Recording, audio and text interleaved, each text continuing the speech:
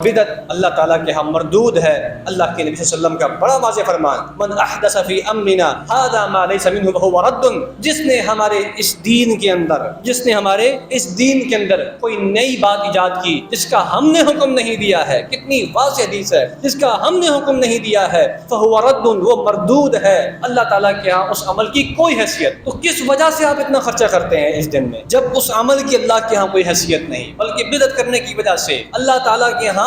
گناہ ملنا ہے۔ بدعت گمراہی ہے، اور بدعت جو ہے انسان کو گناہ کی طرف لے کے جاتی ہے، اور بدعت جو ہے وہ پھر نئی نئی بدعات کو جنم دیتی ہے۔ بدعت جو ہے نا بانجھ نہیں ہوتی، اسی لیے کہتے ہیں کہ بدعت بانجھ نہیں ہوتی، بدعت بچے دیتی ہے۔ ہر علاقے کی بدعت کا الگ انداز، ہر علاقے کی بدعت کا الگ انداز ہے، الگ اس کا طریقہ کار ہے۔ یہاں والے جلوس کسی اور طریقے سے نکالتے ہیں، ملتان والے کسی اور طریقے سے نکالتے ہیں، کراچی والے کسی اور طریقے سے نکالتے ہیں، اور پھر اب اس بدعت کے اندر اتنی زیادہ خرافات ہو چکی ہیں، اتنی زیادہ اس کے اندر غلط باتیں داخل ہو چکی ہیں کہ اب وہ خود کرنے والے پریشان ہیں۔ باقاعدہ اس سال سیالکوٹ کے اندر اور راولپنڈی کے اندر باقاعدہ جو امن کمیٹیوں کی میٹنگز ہوئی ہیں، جو ہمارے انتظامیہ کے لوگ کرتے ہیں، ڈی سی آفس میں ہوتی ہے، سی پی او آفس میں ہوتی ہے، اس میں باقاعدہ انہوں نے یہ بات کہی۔ ان لوگوں نے جو خود میلاد مناتے ہیں، انہوں نے کہا کہ ہم پولیس سے یہ درخواست کرتے ہیں، ہم انتظامیہ سے درخواست کرتے ہیں کہ اگر کسی جگہ پہ اس دن میں باجا بجتا ہے، میوزک بجتا ہے، عید میلاد کے نام پہ ڈانس ہوتا ہے، رقص ہوتا ہے، ہماری طرف سے پولیس سے یہ درخواست ہے کہ ان لوگوں کے خلاف FIR درج کریں۔ اب آپ خود پریشان ہیں،